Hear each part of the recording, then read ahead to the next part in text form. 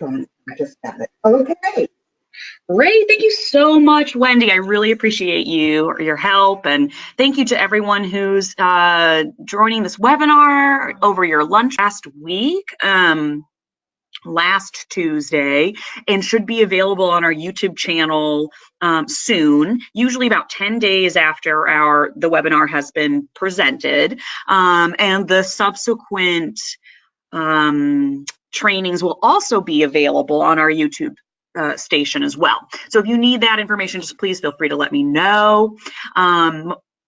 Before we get started, I just wanted to let participants know that we'll be following sort of the same guidelines that we did last webinar, whereby we'll be covering some content, and if you have questions, please enter them into the chat box as they come to you, and at the end we're reserving about 30 minutes to answer those questions and do some targeted technical assistance with participants. So if you have a question, please type it into the chat box. Wendy's going to be recording all of the questions, and then we'll take some time to go over those together, okay?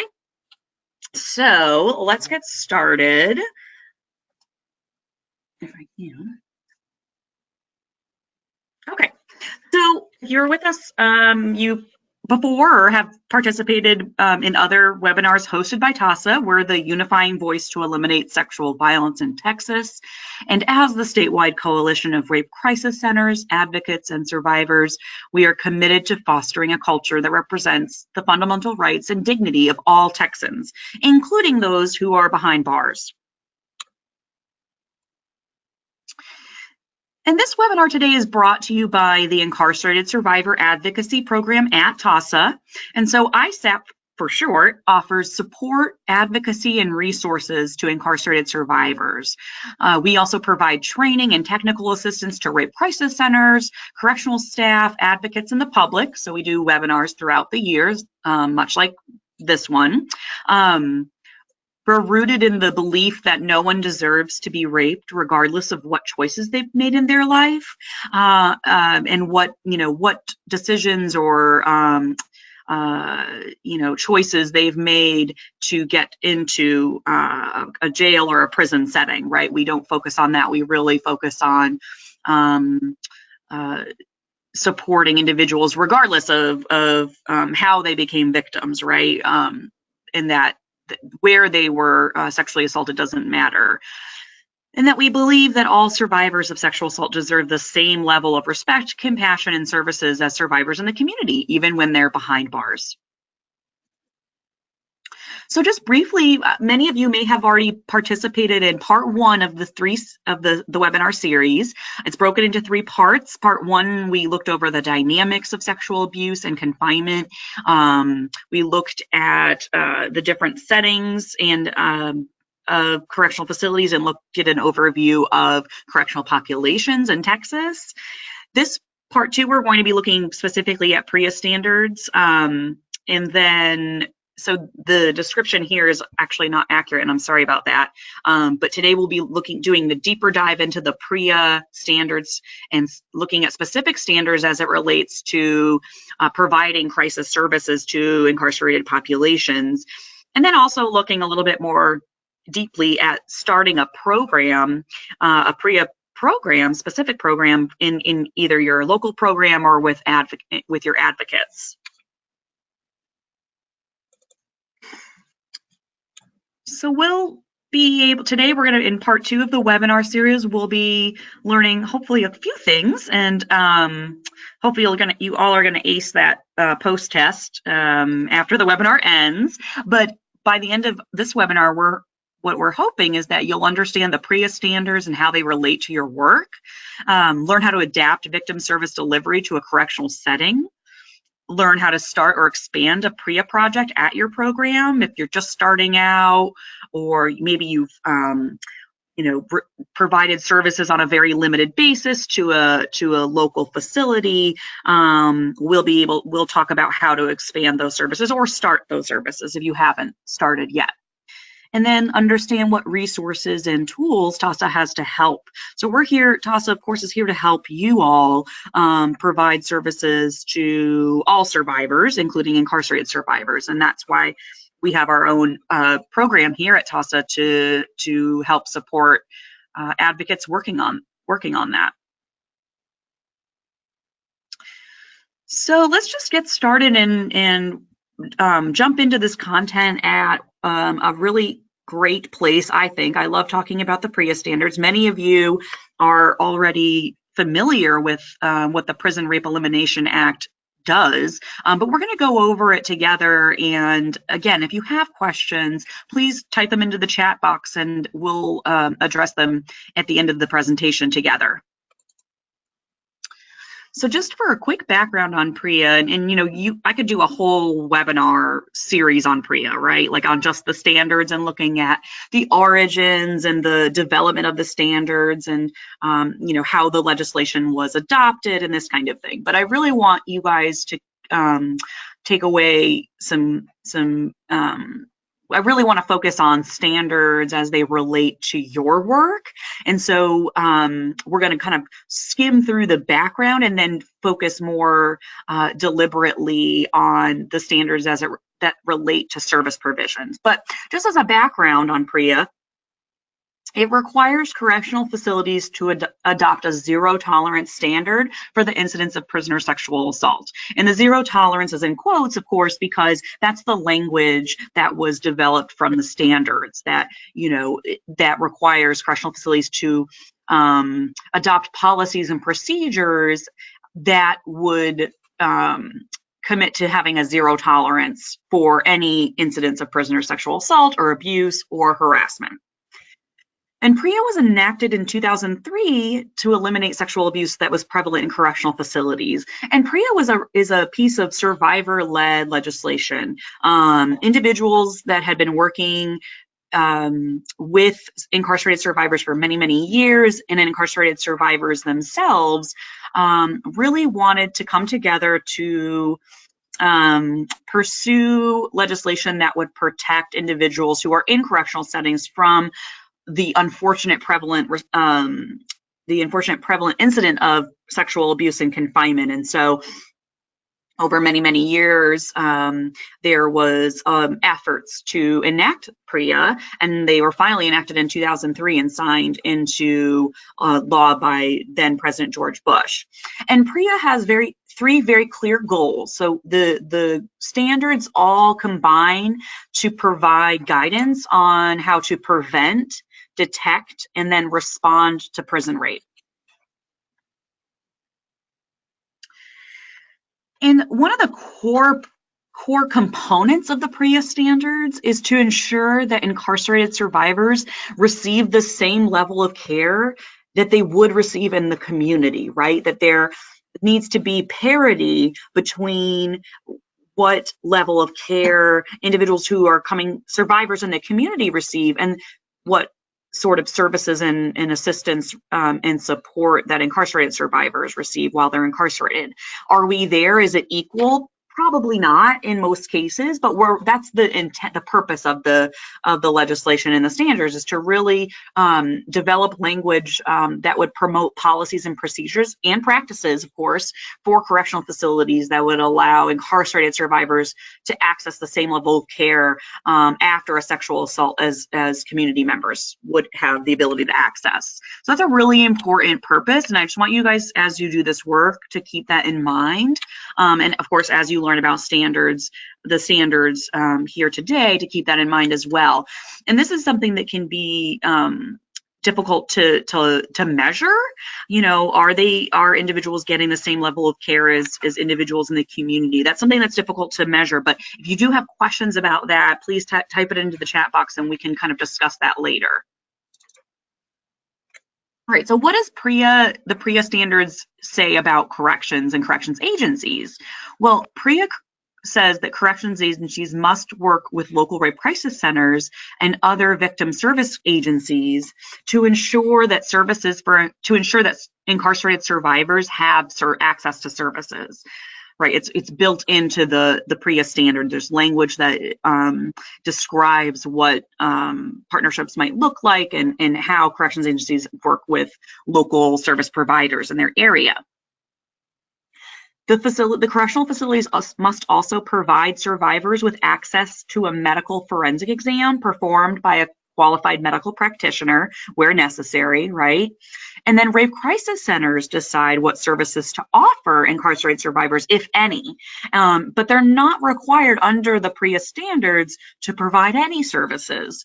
So Prea is really more binding on corrections agencies than it is on rape crisis centers.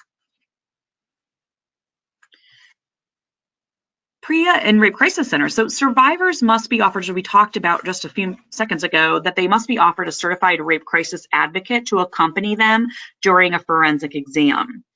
Corrections facilities must provide access to outside advocates through some means. So it could be through a hotline. It could be through the mail if you have individuals who have access to your mailing information so that they can contact you that way. And then they also must take steps to ensure that the communication is confidential and share the limitations of confidentiality with survivors in their correctional setting. So if there aren't policies that protect communication between you and a survivor who is incarcerated, the corrections agency is responsible for making that very clear to the survivor how limited the confidentiality is with regards to communication. So we'll talk more about that in a little bit.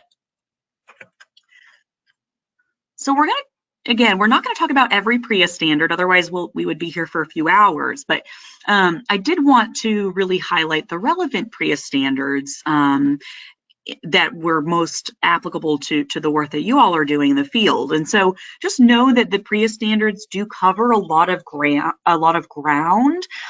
They cover items from prevention planning, responsive planning, training and education, screening, reporting, responses to reporting, investigations, medical and mental health care after an assault, data collection and review, and then audits. So there's a lot of standards out there within the Prea standards. And the standards are expansive, but they're not exhaustive. So Prea standards don't cover everything. They're really the floor and not the ceiling for as it relates to detecting, responding to prison incidences of prison rape. And so we're still, as advocates and as correctional professionals, we're still kind of grappling with what Prea means and how to implement the standards in a meaningful way, and to really get at the legislative intent of Prea. So don't just know that that's an ongoing process that we're all kind of working together toward. And so, although it covers although the standards are expansive, there's still portions of the standards that don't directly reflect some of what we're seeing on the ground. And so just know that these are kind of still being interpreted, still being we're still being provided guidance on implementing the standards from experts, and that's an ongoing effort.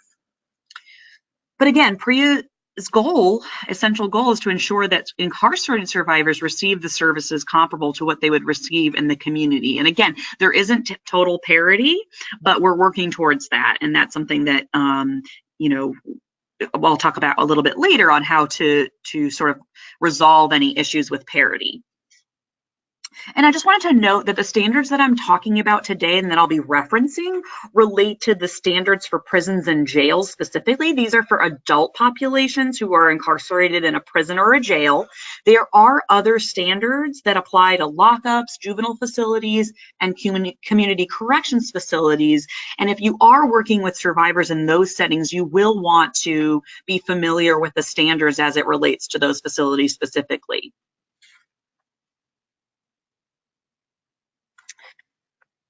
So let's jump into the first one here. This is Prea Standard 115.21, which is linked in when you get this PowerPoint presentation.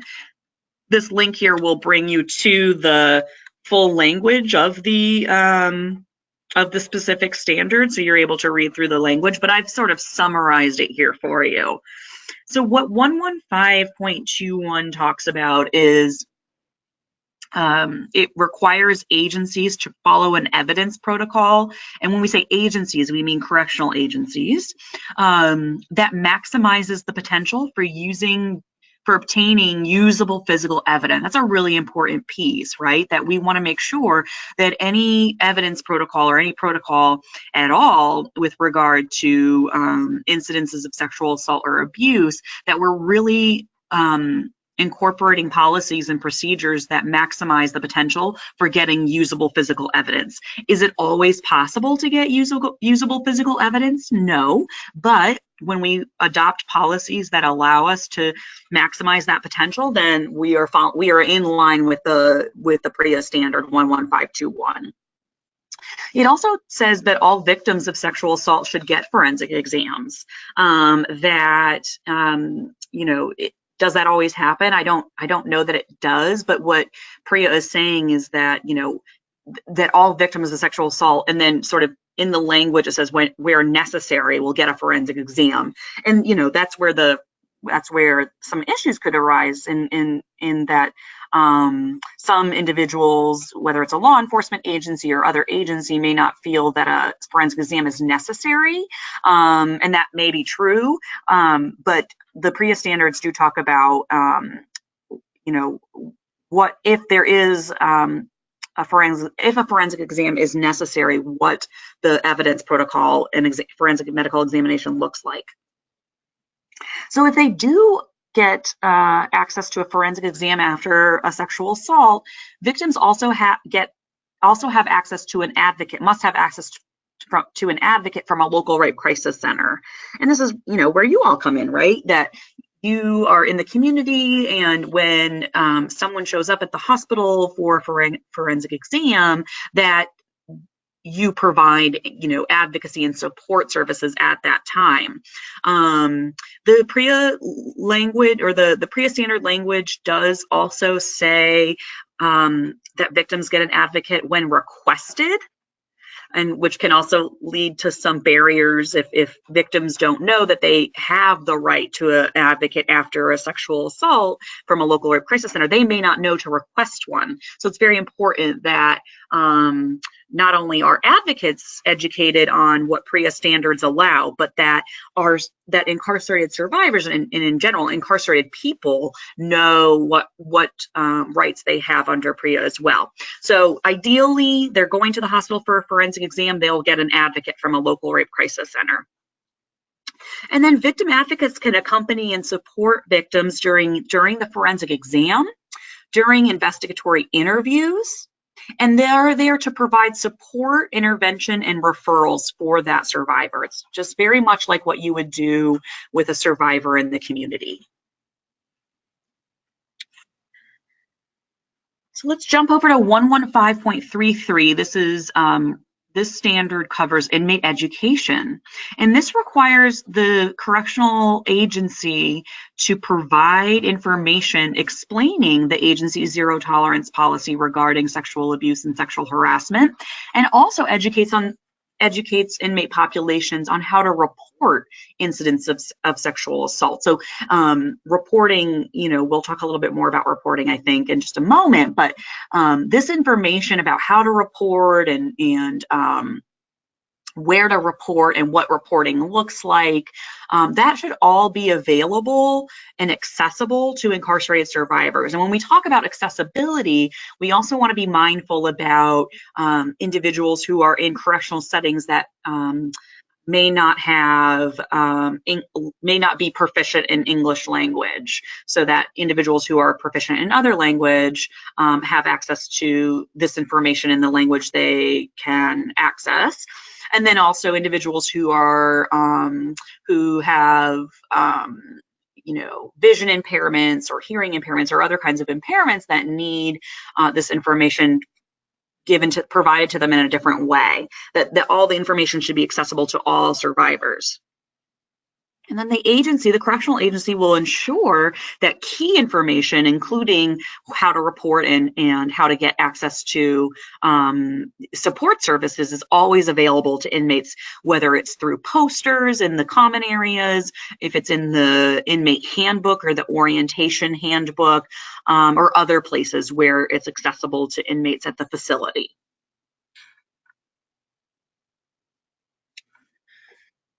So standard 115.41/42, it talks about screening, and really we're looking at 4.1 here, although 4.2 also has some helpful information.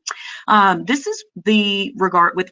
standard covers screening for risk of victimization and abusiveness. And so this standard really applies to correctional facilities, and requires them to do certain things within 72 hours of arrival. And what it says is that inmates shall be assessed during an intake screening for their risk of being sexually abused by other inmates or sexually abusive towards other inmates. So during the screening process, there's certain questions that will be asked that will allow facility staff to identify individuals who may be at a higher risk of being sexually abused. And we talked about what those factors are in the last webinar, but there are factors that can contribute to vulnerability when it comes to sexual assault in a confinement setting. And so this screening process is a way to ensure that facility staff know who is vulnerable to sexual abuse and who is more likely to commit sexual abuse towards other inmates, right? That helps facility staff keep people safe, place them in appropriate housing and programming. So screening is a really important part of the Prea Standards. So the intake screening that individuals should have within 72 hours of arrival at a facility shall consider things like age, size, the size of the person, right? Whether they're a nonviolent criminal, whether they have a history of nonviolent offenses, no prior history of incarceration. They'll look at their LGBT status. Do they identify as someone who is lesbian, gay, bisexual, transgendered, right? Are they perceived to be by the person screening, the intake screening staff? Are they perceived as being LGBT? Because that's another vulnerability, right? They may not self-identify as LGBT, but even the perception of them being LGBT can certainly pose a risk or a vulnerability for that person. They're also going to be screened for any disability they may have, cognitive or physical disability, and then also look at previous victimization. They may ask questions. They may ask questions about a previous victimization. You know, have you been a victim of sexual abuse as a child? Have you been previously incarcerated and experienced sexual violence, these kinds of things. Now, we are, of course, relying on individuals to respond to these questions truthfully, we may not always get the most accurate information because, of course, as you might expect, inmates might be reluctant to share this information with facility staff. So just be aware that the screening is required and that they do need to ask these questions, but that inmates may not feel comfortable sharing information about their previous, especially around previous victimization, right? And that's true for all survivors. It may not be something they're willing to talk about, especially in a confinement setting. But there is some language in this standard that is really interesting and really helpful. So the language under 115.41 and 42 has language that says the inmate's own perception of vulnerability will be considered. And that's a really important piece of this standard because staff can do the screening and ask the questions that are on the screening tool, and still not get to the answer of whether this person is vulnerable to sexual violence, right? And they really, the standards want to acknowledge that survivors are, and individuals in the community and everywhere really, are the ones to, perceive their own, their vulnerabilities. They're the experts, right, in their own experiences. And so it's really important that the screening tool has a way to capture information from incarcerated people about their own perception of vulnerabilities. And so just as an example, if an inmate maybe doesn't have a previous victimization history, but maybe they are maybe they have a history of being physically assaulted by gang members or other kinds of physical violence or acts of physical violence. And, we know that sexual violence happens on a spectrum, and that physical violence can often escalate, especially in a correctional setting, into sexual violence. So we want to be sure that these screening tests, these screening tools, are capturing an inmate's own perception of vulnerability. I don't know that that's happening often or at all, but I do want to acknowledge that is something that the Prea Standards are very clear about, that perception of vulnerability is something that needs to be taken into consideration as well. Okay, so 115.51 talks about inmate reporting. And so what it says is that there must be multiple internal ways for inmates to privately report sexual abuse and sexual harassment and retaliation, that inmates will have the option to report to a public or private entity or office that is not part of the agency, that reports can be made verbally, in writing, anonymously, and from third parties, and that staff can privately report sexual abuse and sexual harassment of inmates as well. That's really important, right? That staff members have an opportunity to make reports privately. If they witness something or suspect something is going on in their facility and they want to remain anonymous, they can do that. And there can be a place for those concerns to be addressed. Now, in Texas, it differs, of course, depending on the correctional facility. But the Texas Department of Criminal Justice, who operates the state prison system here in Texas, they have appointed an ombudsman who is effectively the third party reporting entity. And it's the Prea Ombudsman. Her name is Lynn Sharp. She's very helpful. If you haven't spoken with her before, she's always willing to speak with advocates and help, help you navigate, Prea and understand Prea and that kind of thing. And so that is Texas's, at least as it relates to state facilities, that's the outside entity that they can report to. And that's also the outside entity that staff can report to as well. I don't know how many staff reports. I think last year they had one. The year before they had that. The year before, all the previous years, actually, no one had ever reported. No staff member had ever reported. But these reports are available for the public on TDCJ's website if you're interested in learning a little bit more about what kinds of reports are being sent to the Prea Ombudsman. Okay.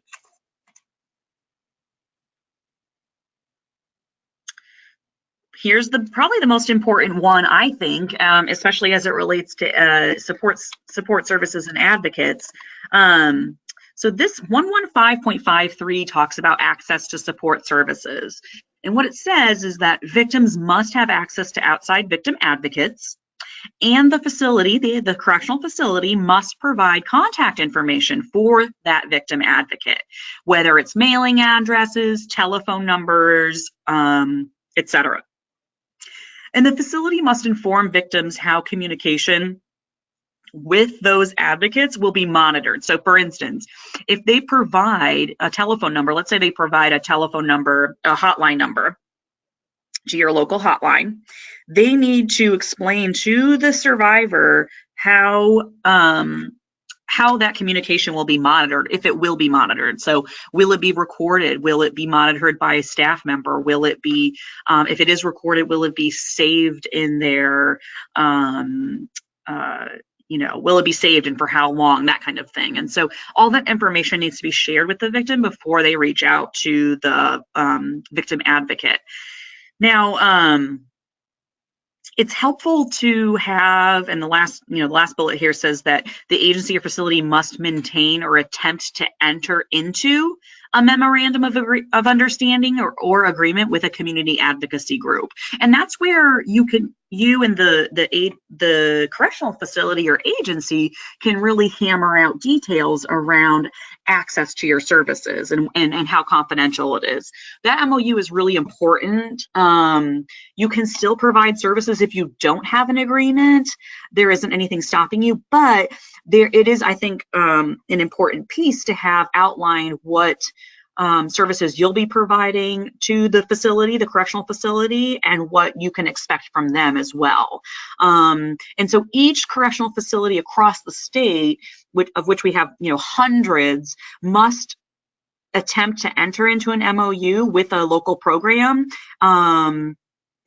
I know many have attempted to do that, and we have so many facilities that it's kind of a slow going process, but there are several MOUs in place throughout the state for between local correctional facilities and local sexual assault programs. So that work is ongoing. So according to the Prea Standards, when do incarcerated survivors get to see a victim advocate? This can be a bit confusing, right? Did they report the assault? And by report, we're talking about what we talked about earlier in that 11533 slide, where they reached out to somebody to report being assaulted, whether it was a facility member, an outside person, the Prea ombudsman, a third party, whomever, or reporting anonymously. So did they report the assault? Yes. Well, then they have the right to an advocate during the forensic exam, at the investigatory interview or interviews, depending on how many are completed. And then for emotional support through mail or phone or in person, ongoing emotional support through phone, mail, or in person, right after the assault to help folks cope. Now, if they did not report the assault, they have the right to an advocate still for emotional support through phone or mail or in person. So you still are able as advocates to provide that emotional support component by phone or mail or in person, whatever your agreement is with your local correctional facility, that individuals who have been assaulted in a correctional facility, even if they didn't report, they still can have access to an advocate. That's really important.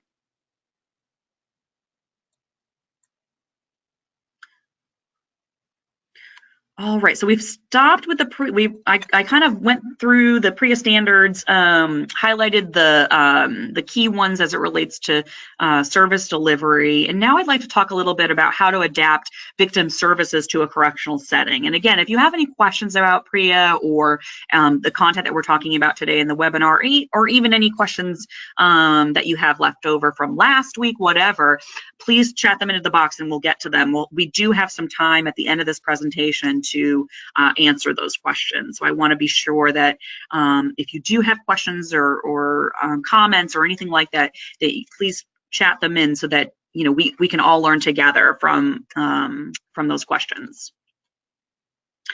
Okay, so let's just look at this. Okay, so when we're looking at victim services in the community, there's things that you guys are regularly doing, like a SART or a SANE exam accompaniment, right? Going to the hospital and or local SANE program to be there to support the victim through that process. You can be there during the investigation. You can be there for emotional support, advocacy, and follow-up by phone or in person, right? Have them come back to your center and provide services that way. For an individual who is a survivor and they are not in the community, they are behind bars in a correctional environment, you can still provide SART accompaniment like we talked about. You can still provide accompaniment during the investigation piece, during when law enforcement is doing investigations about the incident. And then you can also be there for emotional support, ongoing advocacy, and follow-up by mail phone, or in person, depending on what your agreement looks like. Oops. Okay, so there are some considerations that you'll need to just be aware of as you provide services to incarcerated survivors. Typically, the exam is located at a hospital, a SART site, or at the detention facility itself. The survivor may be in restraints, and when we say restraints, we're talking about being shackled, typically speaking. So wrists handcuffed, waist chains occasionally, and then a feet shackled as well. And so that might be jarring to individuals who have only provided services to your volunteers or whomever, going to meet a survivor at the facility to support them during the exam. They may be surprised to see them in restraints. And so it's something I really encourage local programs who do provide services to incarcerated populations that you let them know that that's a possibility, that, kind of walk them through what it might look like to serve a survivor who's going to be in restraints, what barriers or obstacles can come up from that. Can they get out of the restraints, right? Is there room for you and the corrections agency to talk about options so that, the survivor can get trauma-informed and survivor-centered sane exam, and that you're there to support them through that. You also want to know that a corrections officer may be in the room itself or nearby. And again, this isn't set in stone. This is all going to depend on, a few different factors, but the corrections agency is weighing safety, right? We want everyone to be safe at that exam, including the survivor, but also staff and advocates. We want everyone to be safe. And so they'll weigh that against the risk of removing restraints or not being in the room. And so it'll really depend on, it'll be decided on a case-by-case basis typically. But these are all things that you guys can work out in your MOUs or other agreements. Keep doing that. Okay. So some tips when you're accompanying a survivor, an incarcerated survivor, through a forensic exam. You want to share your role and purpose. And I think it's really important to make sure that they know that you are not affiliated with the corrections agency, that you don't work for the local corrections agency, that you are a community advocate coming from the local rape crisis center, et cetera, and why you're there. You're there to support them through the exam, talk to them about their options, et cetera. So just, that's something to make sure that the survivor knows your background and why you're there. You're there for them. You also want to learn the exam protocol. I'm sure this is something that most advocates are familiar with already by providing these kinds of exam accompaniments to community members. But the protocol might be a little bit different with regard to notification, transportation, response time, and then the confidentiality limitations. So you'll definitely want to know those ahead of time so that you can prepare the survivor to return to the facility, and then you'll also be able to help guide them through the next steps of once they return to the facility. What does an investigation look like? What sort of ongoing support can I provide? What does the confidentiality look like, et cetera? So you'll want to support them through the exam and then prepare them to return to the facility, which can be difficult, and I acknowledge that. It's not like you're preparing them to return to their home or to a family or to other kinds of supportive environments or therapeutic environments. They're really tricky because they're going back to a facility where they were sexually violated, and that can be pretty difficult. And then have a follow-up plan. And a follow-up plan might be something as simple as, I sat here, my name is, Erica, I sat with you here today during your exam. I would really like it if you could give me a call in 2 days so we can check in by phone. Would you be able to do that? Just have a follow-up plan for them so that you can continue to support them in the way they need.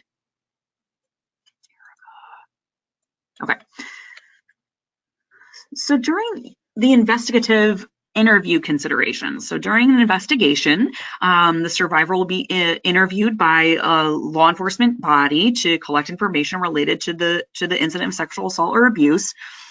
These interviews may be located in an office at the facility itself. So you may be in a legal visit room, you may be in a captain's office, or other private area, in the facility itself. The investigation itself may be conducted by an outside agency, and it really just depends on the jurisdiction you're in. So for instance, if you're at a local county jail and you're supporting someone through an investigative interview, the local police department might be the law enforcement agency that's conducting the investigation. In the Texas Department of Criminal Justice, they have their own law enforcement body called the Office of Inspector General, who conducts these investigations, and those are typically done on site at the facility. The interview may be recorded. Okay, that's important to know, and you may want to remind the survivor that this interview might be recorded. And remember that investigators may not be accustomed to working with advocates, especially in an incarcerated setting. And so it's important, if you can, to meet with the investigator beforehand, just to introduce yourself, share your role as an advocate, what you're there to do, and how you'll be supporting the individual during that interview. So again, you want to share your role and purpose not only with the with the law enforcement body, but of course with the survivor as well. Like, you're here to support them during this investigation interview, and support them to answering some difficult questions and be there for them. You'll want to learn the investigations protocol, which I am happy to help you navigate. I've got a couple of helpful documents that explain the investigation process as it relates to allegations of sexual abuse or assault in confinement in a Texas Department of Criminal Justice facility. But you'll want to know, the protocol with regard to investigations parties involved, the timeline, how does notification work, and then again, the confidentiality limitations. And then you want to have a follow-up plan. Again, having a follow-up plan with survivors is really important. It's especially important for an incarcerated survivor. You may be the only person that they are in contact with who is offering support, both emotional support through this process, but also helping them sort of navigate the system that they've perhaps never encountered before. So having a follow-up plan is really crucial. And it could be an ongoing follow-up plan, right? Like, you check in every week through mail, or if you're able to go into the facility and provide in-person support, you see each other every other week or whatever it is. But that's important to have a plan and to share it with your client. So if you are able to provide in-person individual service at the facility for incarcerated survivors, yay, that's awesome. This kind of service delivery can be located in a variety of places, sort of like the interview we just talked about. It could be in an office at the facility. It could be in a legal visit room or attorney room.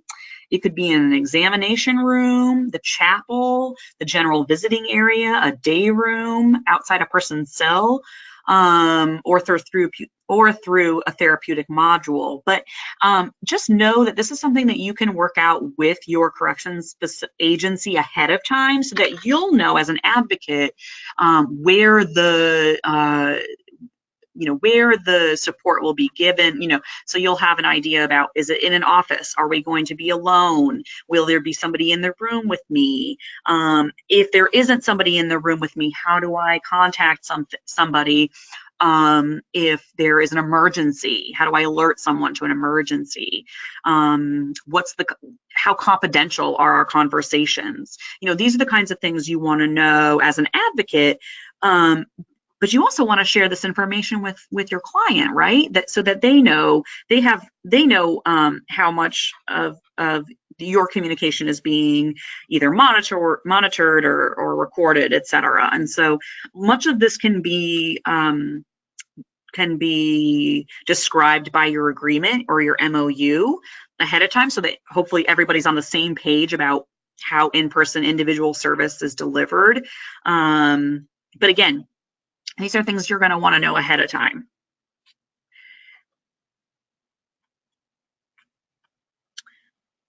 So you want to, for some in-person individual service tips, advocate for privacy and confidentiality. This is a core tenet of our work as advocates. We want, to be able to provide trauma-informed and survivor-centered support. We have to rely on communication that is confidential, especially in these settings where very little is confidential, very little information is private. So again, I really encourage programs, if you are interested in providing in-person individual service to incarcerated survivors, to really work with your local correctional agency to define what privacy and confidentiality looks like in that setting. You're going to have to be prepared to overcome a disruption of service. Is it common? No, but does it happen? Yes. And you want to be able to, you want to be prepared in the case it does happen, whether it's a lockdown or another kind of disruption. You'll want to talk to facility staff, correctional facility staff, about what to do in cases of a disruption.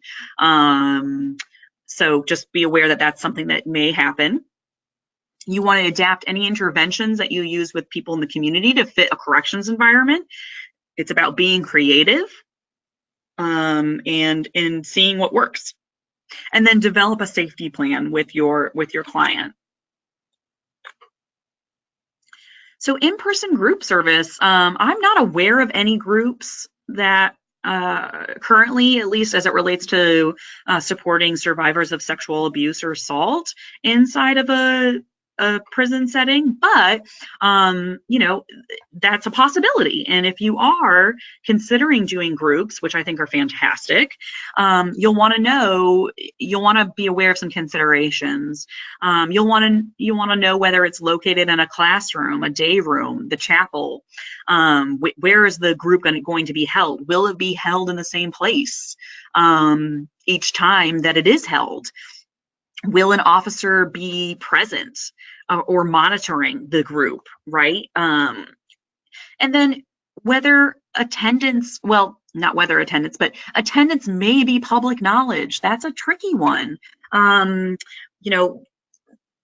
Privacy is really important to advocates, but it's possible that inside of a correctional facility that attending a in-person group service for survivors of sexual abuse, it's possible that could get out, and that other individuals, whether it be staff or other inmates, are aware that someone is attending these groups. And that can be a little difficult because, of course, it can be stigmatizing to be labeled a victim. It could increase vulnerabilities from other inmates. And so it's really important that if you are providing groups, that the group could be you could name the group something really generic, or something that is geared towards something more general than being a sexual assault survivor. But again, it's about being creative and finding the right way to offer these services.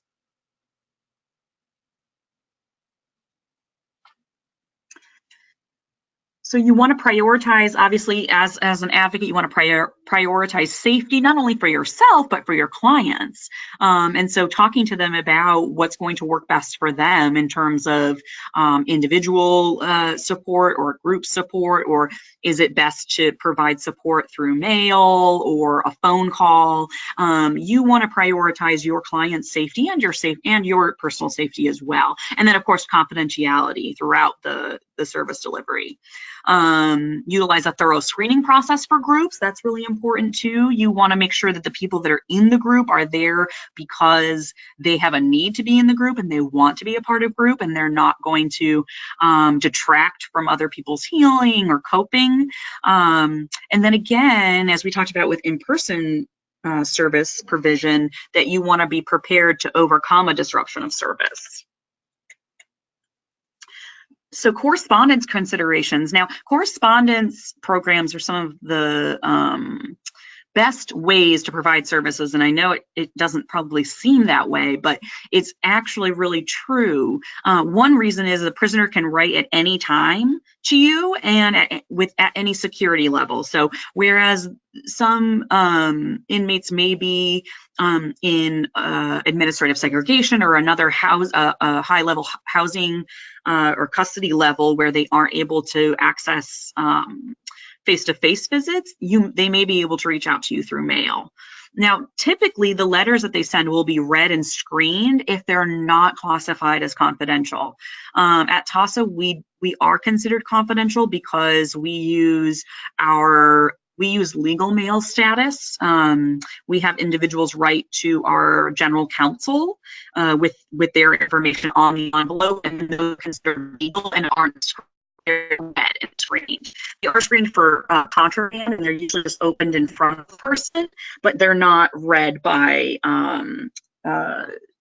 facility staff members. So you'll want to, if you are interested in providing services through correspondence, and just by the way, we have TAASA offers a whole toolkit on how to do that. It's called Words of Hope. It's available on our website, and you can probably Google it, TAASA Words of Hope, but it's a toolkit that provides local programs with the tools they need to start a correspondence program. But you'll want to prioritize letters by safety needs. So if you get 5 letters, let's say in a month, and you want to respond to them, screen those letters and prioritize them by need. So for instance, if someone is wanting support from sexual assault that happened 12 or 13 years ago versus someone who has just been sexually assaulted in the last few days, you'll want to respond. You want to prioritize the letter of the person who has just reported or shared with you that they've been sexually assaulted. You'll want to learn the facility's mail protocol, general rules, timeframes, different oversight bodies in case you need to address any issue you have and providing emotional support through correspondence. And then as you support a survivor through correspondence, you'll want to make sure to use simple, clear language in a respectful tone, of course. But most individuals who are incarcerated in a Texas prison have a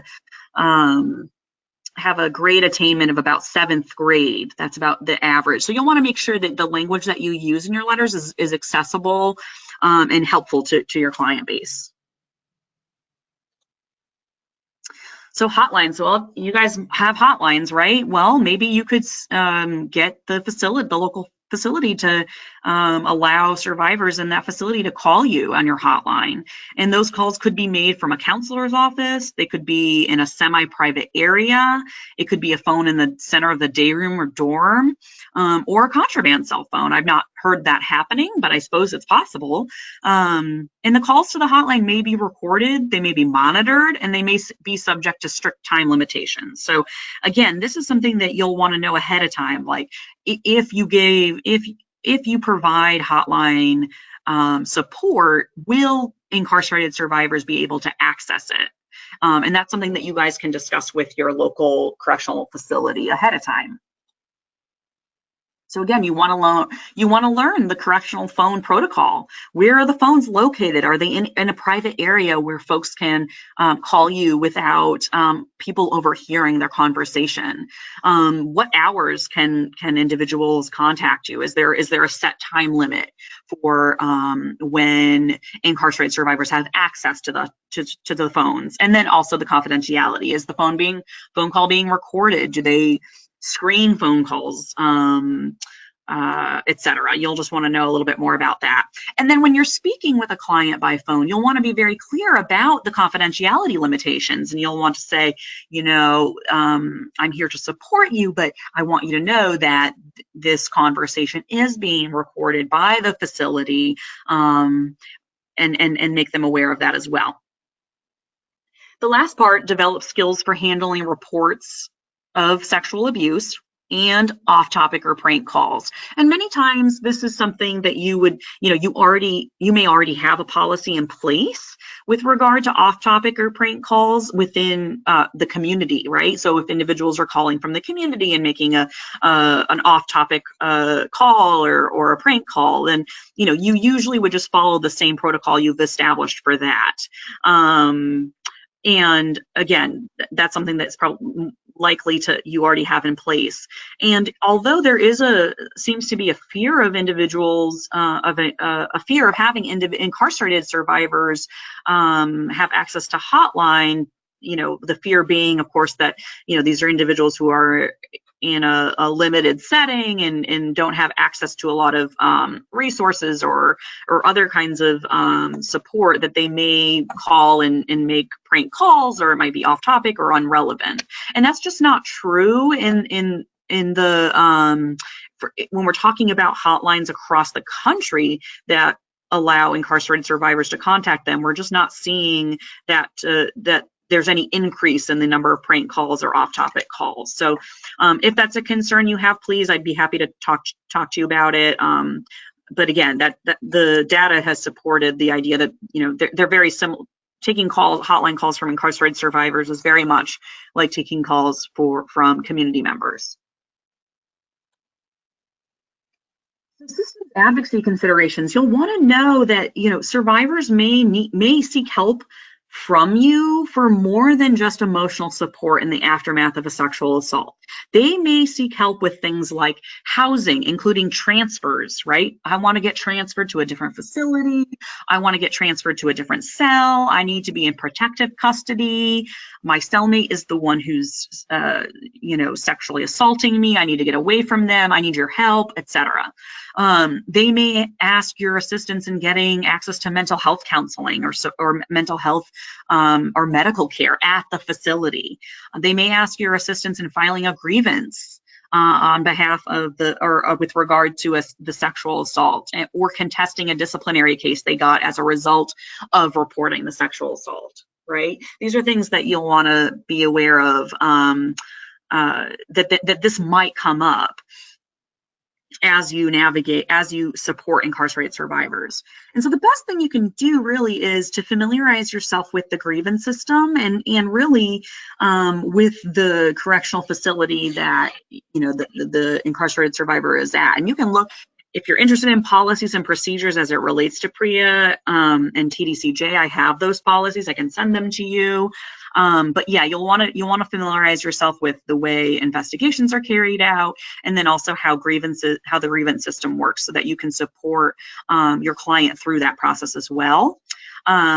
If you aren't comfortable doing systems advocacy at all, you can have them contact TAASA.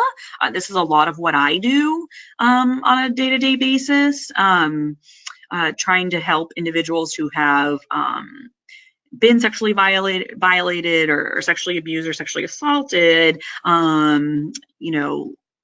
submit grievances and get connected to the support that they need. You may also want to strengthen your relationship with the Prea coordinator at the facility where you're assisting your client. Each correctional facility will have a position that's called either the Prea coordinator or the Prea manager. You'll want to know who that is, have their phone number, and be able to communicate with them and troubleshoot any issues that come up. So you'll want to get familiar with who that person is and what their background is, and try to have a conversation with them. You'll also want to weigh immediate advocacy goals with long-term relationships with the agency, right? That's a really important piece. You may want to, go in full guns a-blazing with on behalf of your client with regard to some advocacy, some systems advocacy, but you also want to weigh that against your long-term relationship with the agency. Is this something that can be addressed at a later time? Is this something we could bring up with leadership at the agency to ensure that, all staff are aware of it? Whatever it is, you'll just want to weigh those goals with your long-term relationship. And then reach out to oversight agencies and other resources for help. So TAASA is a resource you could certainly reach out to. The Prea Ombudsman's Office is a resource you could reach out to and maybe sort of considered for this example as the oversight agency as it relates to sexual violence in a state facility. But just become familiar with other resources for your clients. It could be legal resources. It could be other kinds of resources. And TAASA also has a resource sheet for incarcerated survivors that's available on our website as well, that you're welcome to print out and send to anyone who contacts you. Okay, so we're coming up on I'm going to run through this because I do want to leave some time for questions. But for those of you who are interested in building a Prea program, I've covered some steps on how to get that started. So step one, you want to develop goals for providing services. What's your goal for providing services to incarcerated survivors? Hopefully your goal is to support all survivors of sexual violence, right? Regardless of where it took place or what, regardless of whether you see the survivor as deserving or undeserving of services. You'll want to create space for your board, your staff, and volunteers to openly discuss serving incarcerated survivors. And it's really important to listen to their concerns and talk them out. There's going to be concerns. I was talking to an executive director of a program here in Texas, and she told me that some of the girls, they're the young women that work at her center have some apprehension about entering a correctional facility and providing services. That's 100% normal. But that's something that you'll want to listen to and address ahead of time so that they feel confident in providing services to all survivors. You'll want to make sure your organization's capacity can handle providing services to incarcerated survivors. And you'll want to make sure that your staff, your board, and volunteers get training. Trainings like this are helpful. There's other resources for trainings around Prea on the Prea Resource Center, on the Just Detention International website, on the TAASA's YouTube channel. So you'll want to access those trainings to ensure your staff have the information they need to provide services. You'll want to make sure you have staffing, right? If you've got, just one volunteer who's doing all your hospital accompaniments and other kinds of support, you may want to think about training new staff to provide services to incarcerated survivors. And then you also want to be aware of funding. Funding can be a little tricky because, unfortunately, the VOCA prohibition that was lifted a couple of years ago, that allows VOCA funds to be used to serve incarcerated survivors, that hasn't been lifted in Texas yet. There are some plans to do some advocacy at the state level to ensure that funding is available for all survivors, but just be aware that, you may, if you are going to provide services to incarcerated survivors, that you're billing to an appropriate funding stream. So once you've done that, you'll want to do your research. So you're going to familiarize yourself with the Prea Standards, which you've already started, well done, and on incarcerated survivors' rights, on incarcerated people's rights in general.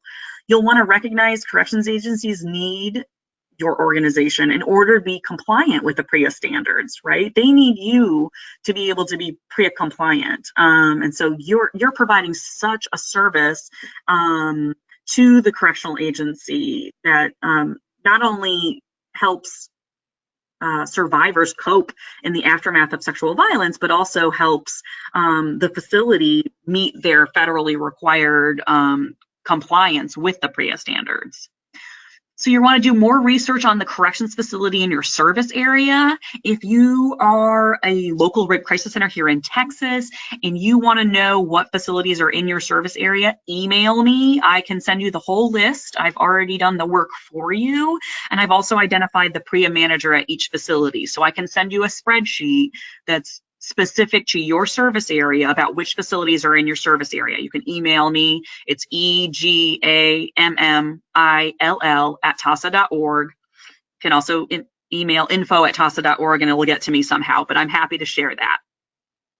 And you also want to identify the Prea coordinator, the Prea compliance manager, and other key staff members of the facility, like the warden, maybe the public information officer, in the Prea investigator if they have one, and medical and mental health staff members as well. So then you want to, step 3 is prepare to provide services to incarcerated survivors. So define your role as an advocate working with incarcerated survivors, right? Like, what is my role as an advocate? How does it differ from my role as an advocate working with community members? Maybe it doesn't, but maybe it does. And you want to define that role for yourself and for your team. You'll want to define your goals for collaboration with the corrections facility in your area.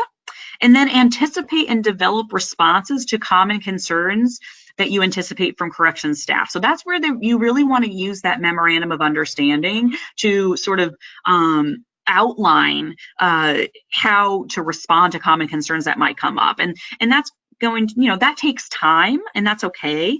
But you'll eventually want to include all this language into an MOU or other kind of agreement with your local corrections facility. So just some quick tips for working with IS, which is incarcerated survivors. Again, we've already talked about this, but become familiar with how investigations, both administrative investigations and criminal investigations, are carried out in the facility, in the corrections facility. Have a plan on how to respond in case incarcerated survivors share thoughts with you of thoughts or plans of suicide. You may already have a plan for community members who share that they have thoughts or plans of suicide, but it's really important that you have one for incarcerated clients because it'll be a different response, right? You may want to reach out to the warden, or you may want to reach out to mental health, but just knowing how to respond to that is really important. In my experience, it does happen, not often, but it has happened in the 3 years I've been doing this work. So it is important to have that ahead of time and for your staff and volunteers to know what to do in case one of their clients does share thoughts or plans of suicide. You'll want to respond quickly and compassionately, as quickly as you can, right? I mean, we are all busy, but finding time to respond is important. And then prepare a list of referrals and send promptly, especially to victims in county jails. Now, that's important for a couple of reasons. The main one being that populations in county jails are coming in and out of county jails rather quickly. So you may have someone who's in the county jail only for a handful of days and who you've been communicating with and may have left the jail by the time you even get a response to them. So I just want to remind folks that, sending information to individuals who are in those county jail settings is especially important. So keep a list of referrals on hand, have it ready to go when someone contacts you from that. And again, that list of referrals is available on our website. You can also come up with your own list of referrals for your community. Okay, so we've talked a little bit about the Prea Standards specifically, and then a little bit about program planning and some other things. But before we jump to questions, what's one thing, and you guys can just chat it into the chat box, and then I'll kind of read them aloud. But it's always helpful for me to know what's one thing that you learned today from this presentation that will help you either to establish services for incarcerated survivors or expand services. Does anyone want to type into the box something that was particularly helpful?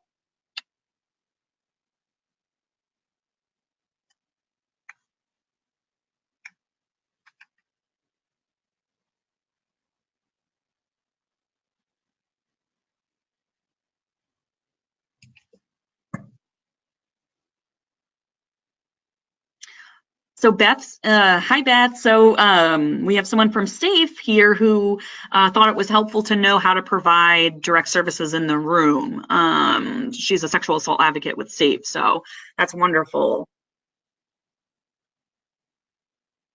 Yeah, and Margie, thank you for that comment. She says that incarcerated survivors are allowed to correspond when they're at any security level. And I think that's a really important piece, especially if you guys are small programs who don't know how to get started in providing this kind of support to incarcerated survivors, that the correspondence can really be a very low cost yet effective way to provide services. And again, that anyone can write you a letter. They don't have to have you on a special list. You don't have to be screened ahead of time and this kind of thing, but that they can communicate with you in at any time through mail. Yeah, and Jackie, great one. Planning and coordinating is necessary in order to provide adequate and relevant help.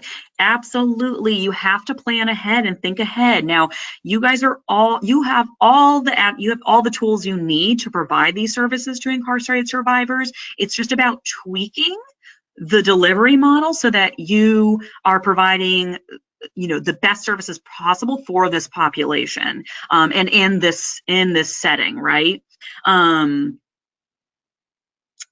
That's a really great, Zita has a really good point too, that the reminder to learn how to navigate the formal complaint system, so that you're, in her words, so that you're able to truly advocate for your victim, right? That what the next step is if something, if the survivor isn't getting a response, let's say from the agency, what's the next step to take?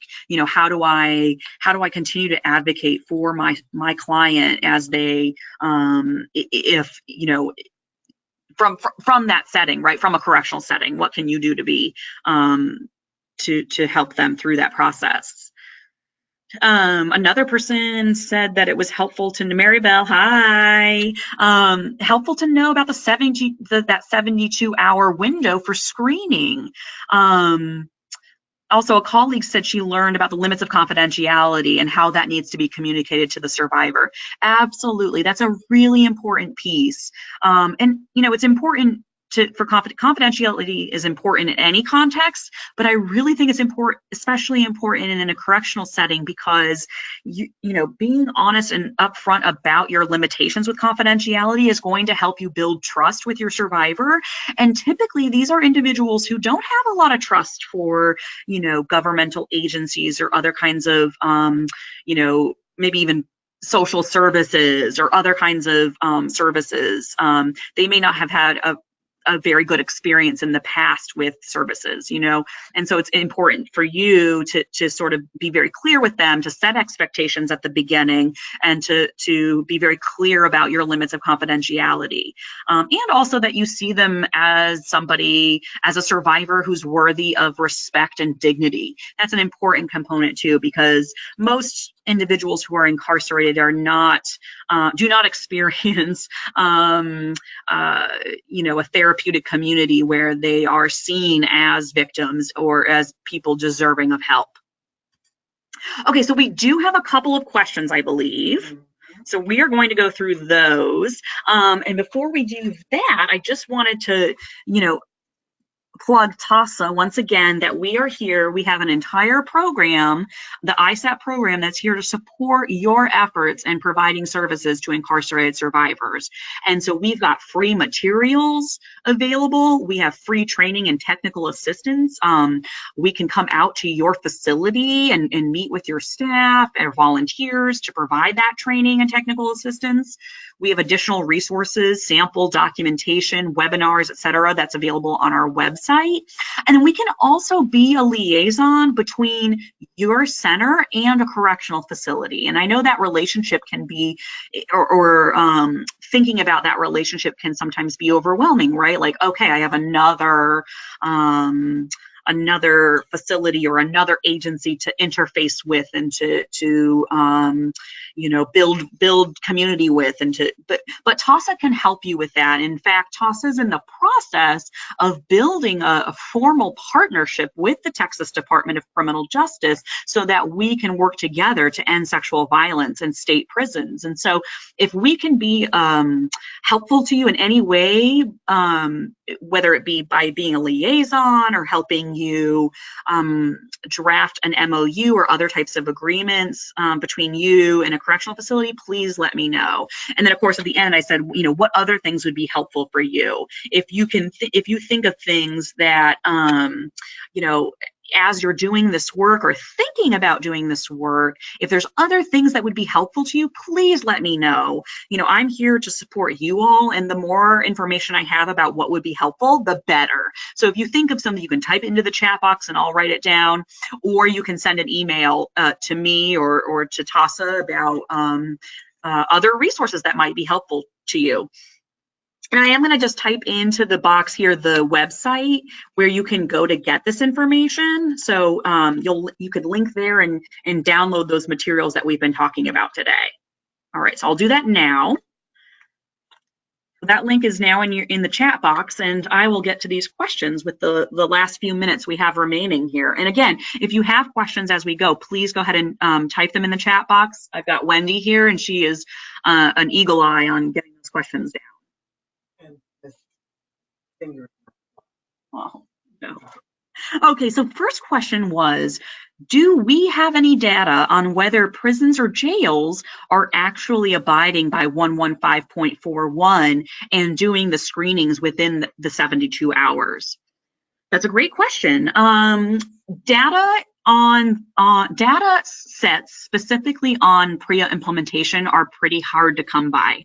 What I've been doing is looking at one way you could look at it is to become familiar with the Prea audits that have been done on facilities in your service area. So let's just say you live around Houston. Let's say you live in Harris County and you're providing services in Harris County. You'll want to become familiar with the Harris County Jail Prea audit. And that'll go through each of the Prea standards and whether they were in compliance with those standards. And 115.41 would be included in that. And you could see whether, the screenings were being conducted in 72 hours. Now, there hasn't been a like I said, there hasn't been like a survey or other research done on or data collection done on whether prisons or jails are abiding that 72-hour screening, but the starting point for that would be your Prea audit for the facility you're interested in looking at and see what they say about it. In my personal and professional experience with working with clients who are incarcerated in state facilities, screenings are sometimes done within 72 hours and sometimes not, right? So like other things, it's something we just have to keep our eyes on and this is where it really gets this is where it's really important to build that relationship with your local facility, because if you hear that they aren't being screened appropriately, you could take that up with the facility leadership to discuss options on ensuring that standard is being followed. So really, on-the-ground advocates are really important to ensuring that Prea standards are being followed, right? Like, you guys are on the ground, you're hearing about it from clients, you're hearing directly from survivors and interfacing with the correctional facility. You are the ones who know whether these standards are being implemented properly. Okay, and the next question we had was crime victims' compensation is not able to be utilized in this situation. Is that correct? That is correct. So what I was speaking about earlier was that some pots of money, VOCA money, some VOCA funds and CVC funds, and others funds are prohibited from being used to serve incarcerated survivors. Now, Does that mean you can absolutely not provide services to incarcerated survivors? No. You may need to get creative in thinking about what funding streams allow you to provide those services. And so, for example, maybe you have a relationship with United Way. You could bill those hours to United Way, your United Way funding. Other kinds of funding streams like OVC and CJD, there's other funding streams that do permit those funds to be used towards serving incarcerated survivors. So if you have any questions about that, please let me know. We can set up a time to chat by phone if you have any apprehensions about not having appropriate funding and that kind of thing. But just know that from an advocacy standpoint, TAASA is very much interested in working at the statewide level to ensure that all survivors have access to the services they need, including incarcerated survivors. So we'll be working on that at sort of the state level, and I'm happy to give you any updates on that. Were there other questions, Wendy? Yeah. Okay. A different set of protocols etc. Okay, so a question about juveniles, right? Is there a different set of protocols? Earlier in this presentation, I talked about how there were different sets of standards, and there are specific standards that are very, very similar to the ones that we just covered as it relates to juveniles. And yes, there are some differences there. Now, I'm not an expert in providing services to juveniles in an incarcerated setting, but there are some differences in that, and those cover things like how to report a sexual assault. So needing to get permission from a parent or guardian. And I can, was that Maribel? Yeah. Okay, I can email those to you, Maribel, and just so that you have access to them. But you can also just quickly Google, Prea juvenile standards, and then find that information pretty quickly. The other thing you'll want to be aware of for if you are serving juveniles and minors in correctional facilities, that TJJD, the Texas Juvenile Justice Department, has their own Prea coordinator that you'll want to be familiar with and be able to contact them. And you can find that information on their website. So I think it's like tjjd.texas.gov. But they'll have a Prea coordinator that you can communicate with and help you answer some of the questions you might have with regards to providing services to juveniles specifically. Yeah. What else do I want to mention? I gave you the link to the group, the website, TAASA's website, where we do have some of those materials. But again, if you're in need of other kinds of materials, or you're not sure where to get to start, or if you want TAASA to come out to your location and provide training or whatever you need, just let us know. The other thing I'll just plug real quick is that I help manage a national, a national Google group of advocates across the country who provide services to incarcerated survivors. And it's really a group for us to get support for one another, to ask questions, to share resources. And if you're interested in joining that, please let me know and I can add you to the group. There's not a ton of emails, you won't get inundated, but I think it's a really excellent way to connect with other advocates who are doing this work in other places. So I'm happy to do that to get you connected to that group. If you're interested, you can email me or even leave your email in the chat box and I can add you that way. But if there aren't any other questions, okay, well, great. Then I think we'll wrap up a little early. Maybe you guys can still catch your lunch. But please know that, TAASA is here to support you in any way we can. We always love to hear from you guys about what you need and how we can be most helpful. And just a reminder that next week on Tuesday at noon to 1:30, we'll be doing our third webinar and the final webinar of the series on Prea. So I hope you all can join us on that webinar as well. Okay, thanks everyone. I appreciate your time and attention. Please, just housekeeping, you know that in an hour you're going to get a follow-up email with a post-test and an evaluation and a link to the certificate and certificate of attainment and the PowerPoint. So I see stuff coming in. Let me check that out. She just said thank you. Thank you. Okay. Yes, you'll be getting that today. Okay. And then the In about an hour, Adriana. yeah, and in about an hour. And she's also asking if she got the first, if we can send out the first one. Sure, we can send out the first one as well for those of you who didn't get it. And then know that these will be available on our YouTube channel in usually about 10 days, 7 to 10 business days. So keep an eye out for that as well. And I really look forward to talking to you all more about this. Again, I'm available anytime. This is something I care very deeply about, and my goal at TAASA is to support you guys on the ground who are serving incarcerated survivors and all survivors every day. So please use us, and I look forward to next week, seeing you all next week. Thank you.